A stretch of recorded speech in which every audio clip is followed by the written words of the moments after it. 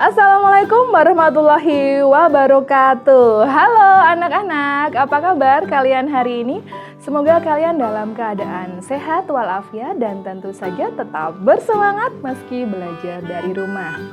Sebelum kita mulai pembelajaran hari ini, mari kita berdoa bersama sesuai agama dan kepercayaan masing-masing. Berdoa mulai. Selesai. Nah anak-anak, tentu kalian sudah menyiapkan buku dan alat tulisnya bukan? Sambil menyimak pembelajaran ini, kalian buka buku tema kalian masing-masing ya.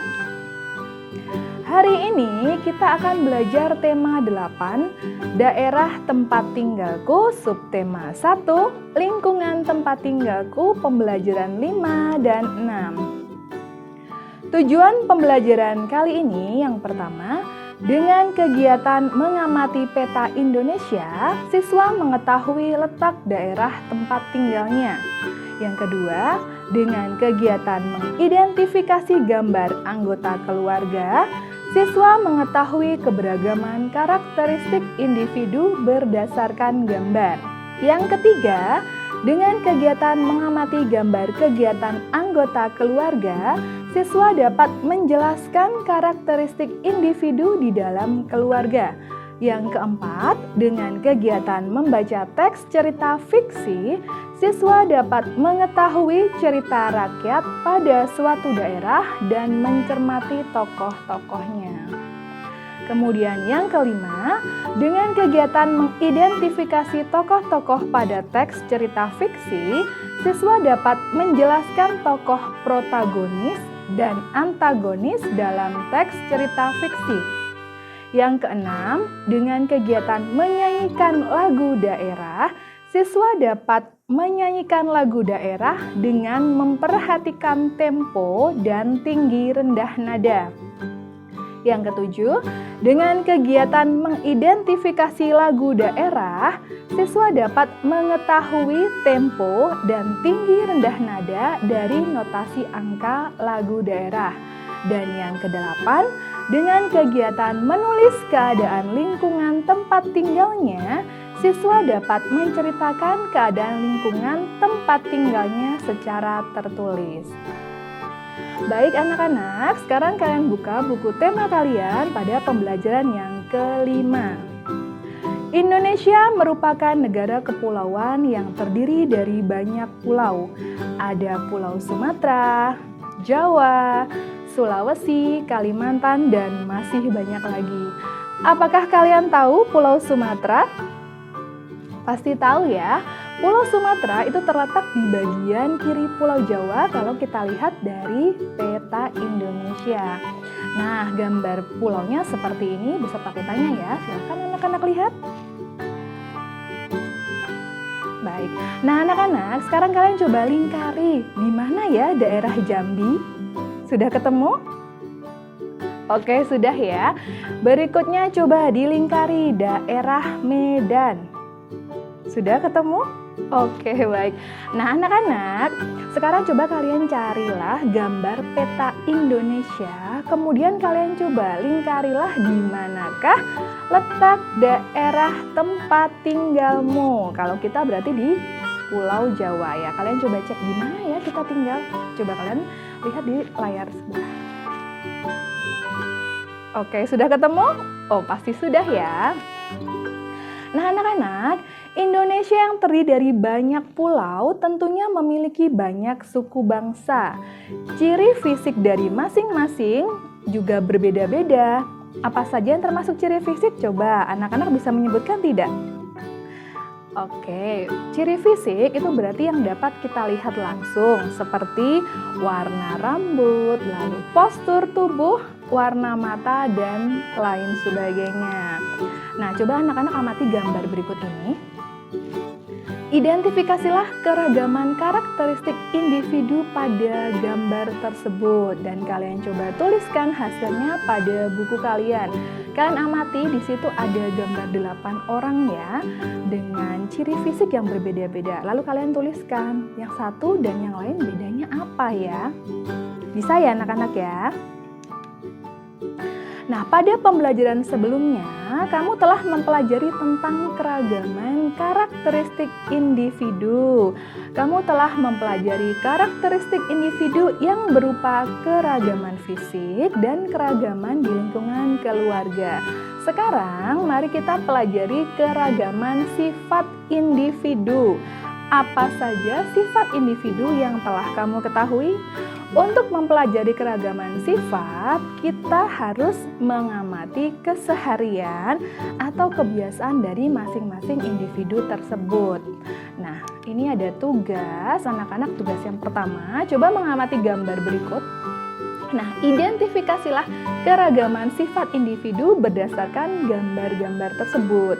Lalu tuliskan jawaban kalian di bawah gambar atau di buku tugas kalian. Jadi gambar 1 menurut kalian sifatnya bagaimana? Yang kedua, ketiga, keempat, dan yang kelima. Dituliskan dalam buku tugas. Itu sebagai tugas kalian yang pertama. Indonesia yang terdiri dari banyak pulau tentu juga memiliki banyak cerita dari berbagai daerah. Kali ini kita akan membaca sebuah cerita dari daerah Jambi yang berjudul Kisah Putri Tangguh. Anak-anak bisa membuka buku tema 8 halaman 44 sampai dengan 46. Kisah Putri Tangguh. Putri Tangguh tinggal bersama suami dan ke-7 anaknya di daerah Jambi. Putri Tangguh memiliki sepetak sawah yang ditanami padi. Anehnya, setiap selesai panen, padinya selalu muncul dan siap untuk dipanen kembali. Bahkan, ke-7 lumbung Putri Tangguh hampir penuh untuk menampung hasil panennya. Saat panen terakhir, Putri Tangguh mengajak suami dan semua anaknya ke sawah. Mereka memasukkan hasil panen ke gerobak. Panen sudah selesai, sepertinya persediaan padi kita sudah cukup untuk beberapa bulan, kata Putri Tangguh. Kemudian mereka mendorong gerobak bersama-sama. Di tengah perjalanan, Putri Tangguh jatuh terpleset. "Aduh!" teriak Putri Tangguh. "Hati-hati Bu, semalam hujan deras, jalannya menjadi licin," kata suami Putri Tangguh sambil membantunya berdiri. "Gara-gara hujan, jalannya licin, perjalanan ke rumah masih jauh, bisa-bisa aku terjatuh lagi," gerutu Putri Tangguh. Putri Tangguh mengambil padi dari gerobaknya, kemudian padi ditebar di jalan. Melihat perilaku ibunya, si anak sulung pun bertanya, "Apa yang ibu lakukan? Mengapa ibu membuang padi itu ke jalan?" "Ibu tidak membuang padi. Padi ini ibu gunakan sebagai pengganti pasir. Ibu menebarnya agar jalan ini tidak licin," jawab Putri Tangguh. "Istriku, bukanlah padi itu untuk kita makan. Tidak baik rasanya jika membuang-buang makanan," nasihat suami Putri Tangguh. Putri Tangguh tidak mengindahkan nasihat suaminya. Bahkan Putri Tangguh membantahnya. "Masa bodoh? Bukankah padi kita sudah banyak? Apa kau mau aku terjatuh lagi dan tulangku patah?" bantah Putri Tangguh sambil terus menebar padi ke jalan. Setelah panen terakhir, Putri Tangguh tidak pernah kembali ke sawah. Ia berada di rumah untuk merawat ke-7 anaknya. Suatu malam, anak bungsu Putri Tangguh merengek karena lapar. Akhirnya Putri Tangguh ke dapur untuk mengambil nasi. Alangkah terkejutnya ketika ia mendapati pancinya kosong. "Mengapa panci ini kosong? Bukankah tadi masih tersisa sedikit nasi?" tanya Putri Tangguh dalam hati. Karena si bungsu terus merengek, Putri Tangguh pun memutuskan untuk menanak nasi. Namun, Putri Tangguh kembali terkejut ketika mendapati beras yang ia simpan dalam kaleng juga menghilang. "Kemana perginya beras itu? Aku ingat masih banyak beras di sini sebelumnya. Jangan-jangan ada orang yang mencurinya," kata Putri Tangguh. Kemudian Putri Tangguh membujuk anak bungsunya untuk tidur. Besok ia berencana untuk menumbuk padi yang disimpan di lumbungnya. Pagi harinya, Putri Tangguh terkejut mendengar teriakan suaminya. "Istriku, istriku, cepat kemari!" teriak suami Putri Tangguh. Putri Tangguh segera berlari menemui suaminya. Ia menghampiri suaminya yang berada di depan pintu lumbung. Ia pun bertanya kepada suaminya. "Ada apa suamiku?" tanya Putri Tangguh dengan cemas. "Aku tidak tahu istriku, lumbung ini sudah kosong saat aku membukanya," jawab suami Putri Tangguh. Putri Tangguh dan suaminya bergegas memeriksa lumbung yang lain. Betapa terkejutnya mereka ketika mendapati ketujuh lumbungnya telah kosong. Putri Tangguh pun menangis. "Apa yang terjadi padaku? Tadi malam nasi dan beras hilang. Sekarang padi di lumbung pun juga ikut menghilang," jerit Putri Tangguh. "Jangan cemas istriku, bukankah kita masih memiliki sawah? Besok kita ke sawah, siapa tahu padinya telah menguning," hibur suami Putri Tangguh. Keesokan paginya, Putri Tangguh mengikuti suaminya ke sawah dengan cemas. Setibanya di sawah, tangis Putri Tangguh semakin keras karena mendapati sawahnya telah berubah menjadi semak belukar. Putri Tangguh menangis seharian, bahkan ia tidak mau pulang dan menunggui sawahnya hingga tertidur. Dalam mimpinya, Putri Tangguh didatangi segerombolan padi yang dapat berbicara. "Hai Putri Tangguh, inilah buah dari kesombonganmu. Masih ingatkah engkau ketika membuang kami di jalan?" tanya padi-padi itu. "Kau telah menghina kami. Kau telah menjadikan kami pasir untuk alas jalanmu. Kami ini dipanen untuk dimakan, bukan untuk dibuang sembarangan. Dengan membuang kami, berarti kamu tidak membutuhkan kami untuk makananmu," kata padi-padi itu lagi. Putri Tangguh hanya bisa diam dan tidak menjawab. Ia menyesali kebodohannya. Ia pun memohon maaf kepada padi-padi itu. "Tak bisakah kalian memaafkanku? Aku telah menyesali perbuatanku," kata Putri Tangguh sambil menangis. "Sekarang kau dan keluargamu harus bekerja keras. Bersihkan sawah ini, bajaklah lalu tanamlah kami kembali. Setelah 3 bulan barulah kalian dapat memanen kami kembali," jawab padi-padi itu.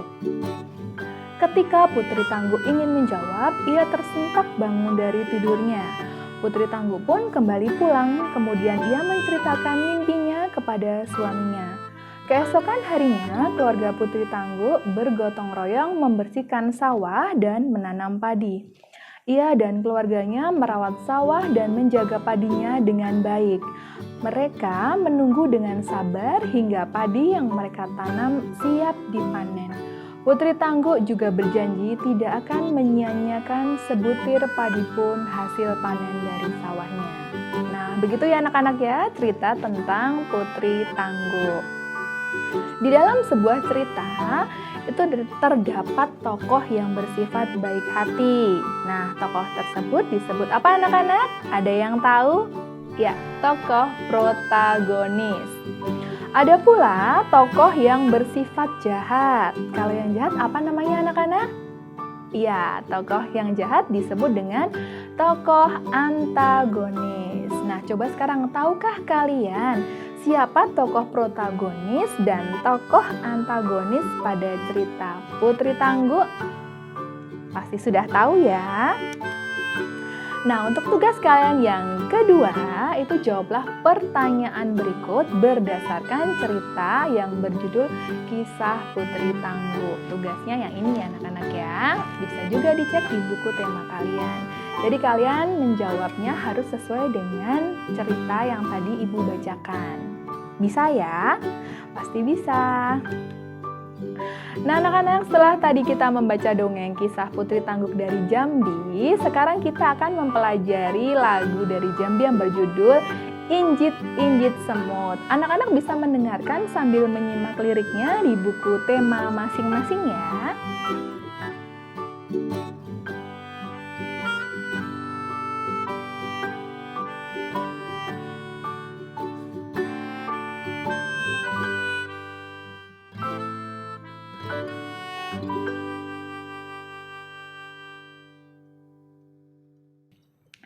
Nah, bagaimana anak-anak lagunya? Bagus ya? Menyanyi dengan baik itu membutuhkan teknik seperti intonasi dan tempo. Intonasi merupakan cara bernyanyi mencapai ketepatan bunyi tiap nada. Bunyi nada yang tepat akan menghasilkan suara yang tidak sumbang dan juga enak didengar. Kecepatan lagu diukur dengan alat pengukur yang disebut metronom Maelzel atau disingkat dengan mm. Metronom Maelzel ini yang akan memberikan petunjuk seberapa cepat atau lambatnya lagu dinyanyikan. Sebagai contoh, lagu Timang-Timang Anakku Sayang ditulis dengan tempo andante. Kecepatan tempo andante itu adalah 72 sampai 76 mm. Artinya, lagu harus dinyanyikan dalam kecepatan 72 sampai 76 ketukan yang tetap dalam waktu 1 menit. Metronom Maelzel 72 sampai 76 termasuk tempo sedang. Tempo lagu itu dikelompokkan menjadi 3, yaitu ada tempo lambat, contohnya lento. Kemudian ada juga tempo sedang, contohnya andante yang dinyanyikan seperti orang berjalan. Lalu ada juga tempo cepat, contohnya allegro yang dinyanyikan dengan cepat, hidup, dan riang. Nah, setelah tadi kalian menyanyikan lagu Injit-Injit Semut bersama, sekarang tugas kalian yang ketiga adalah mengidentifikasi lagu Injit-Injit Semut. Jadi diamati teks lagunya. Kalian tadi kan sudah menyimak saat lagunya diputar ya. Kemudian kalian cek lagi tinggi rendah nadanya. Misalnya mungkin kalian lupa, boleh nanti dikembalikan ke yang tadi pas lagu Injit-Injit Semut diputar ya. Seperti itu. Bisa ya anak-anak ya, sambil bernyanyi, sambil mengerjakan, biar semangat, oke?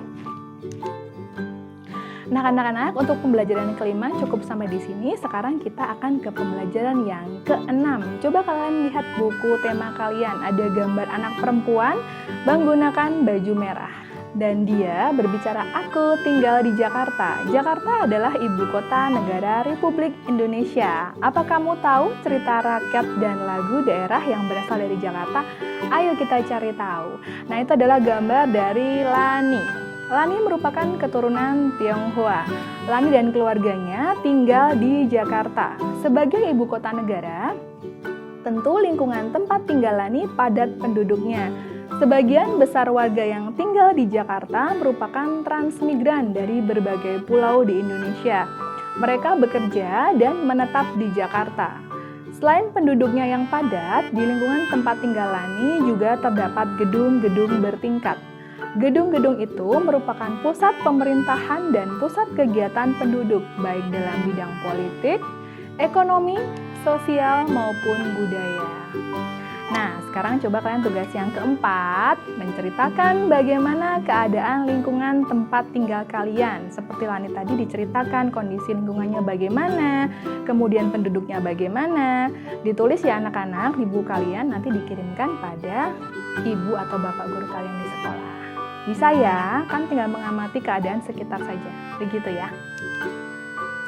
Nah, setelah tadi kita sudah mengamati kondisi lingkungan, tadi kita kan sedang berbicara tentang tempat tinggal Lani yang di Jakarta. Nah, sekarang kita akan membaca cerita dengan judul Si Pitung. Kalian simak di buku tema kalian ya.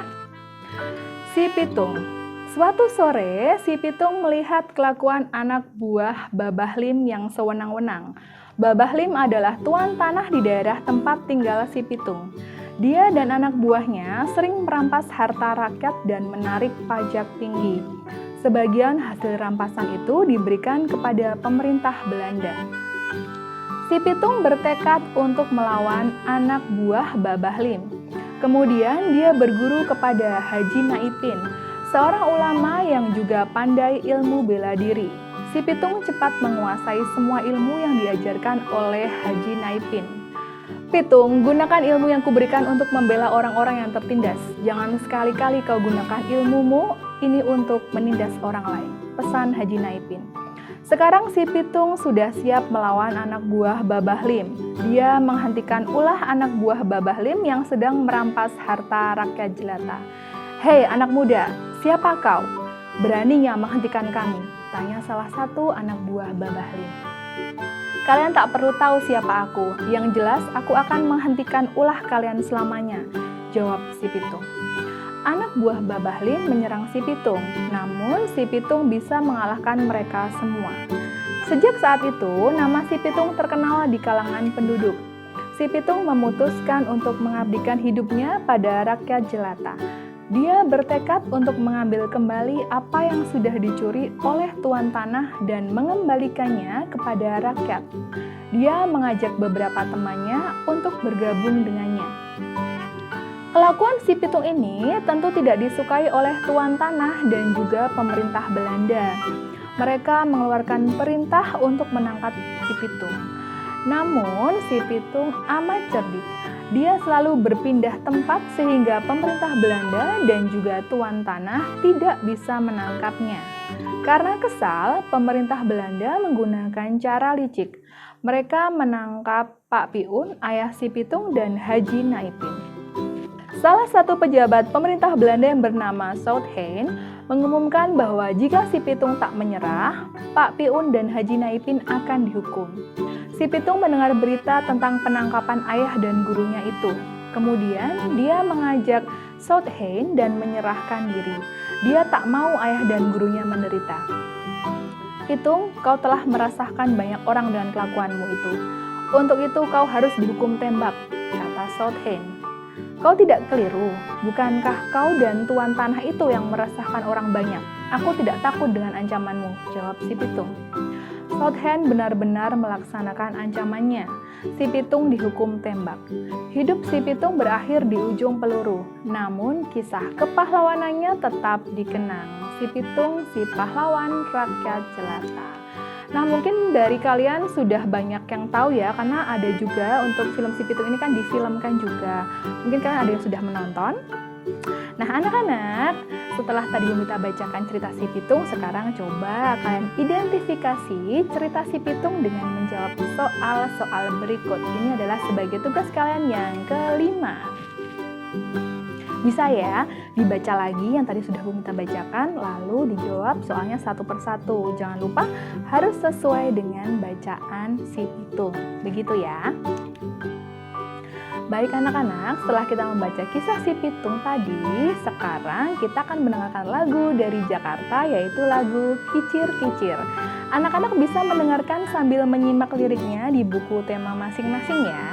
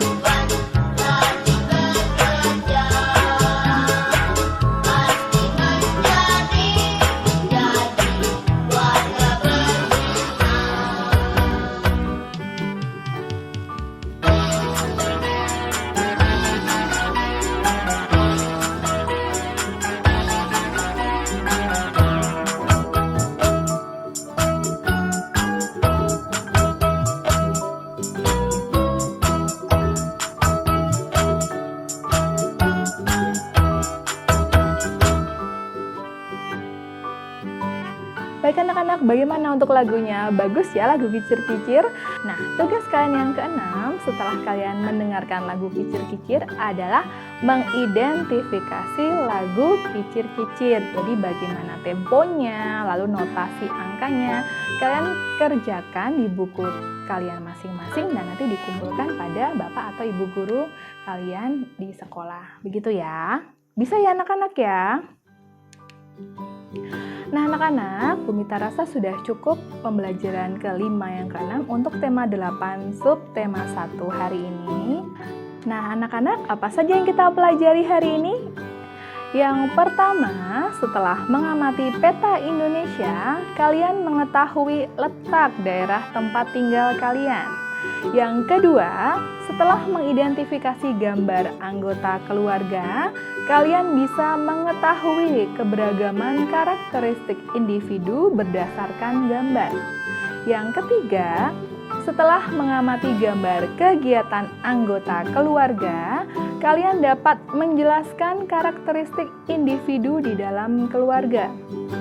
Yang keempat, setelah membaca teks cerita fiksi, kalian dapat mengetahui cerita rakyat pada suatu daerah dan mencermati tokoh-tokohnya. Yang kelima, setelah mengidentifikasi tokoh-tokoh pada teks cerita fiksi, kalian dapat menjelaskan tokoh protagonis dan antagonis dalam teks cerita fiksi. Yang keenam, setelah menyanyikan lagu daerah, kalian dapat menyanyikan lagu daerah dengan memperhatikan tempo dan tinggi rendah nada. Yang ketujuh, setelah mengidentifikasi lagu daerah, kalian dapat mengetahui tempo dan tinggi rendah nada dari notasi angka lagu daerah. Dan yang kedelapan, setelah menulis keadaan lingkungan tempat tinggal, kalian dapat menceritakan keadaan lingkungan tempat tinggal kalian secara tertulis. Baik anak-anak, untuk pembelajarannya Bumita rasa sudah cukup sampai di sini. Jangan lupa ya anak-anak selalu mematuhi protokol kesehatan. Selalu menggunakan masker, menjaga jarak, mencuci tangan, kemudian memakai hand sanitizer dan jangan lupa jaga daya tahan tubuh kalian dengan mengkonsumsi makanan sehat dan juga olahraga secara teratur. Untuk materi selanjutnya adalah tema 8 daerah tempat tinggalku, subtema 2 keunikan daerah tempat tinggalku. Wassalamualaikum warahmatullahi wabarakatuh.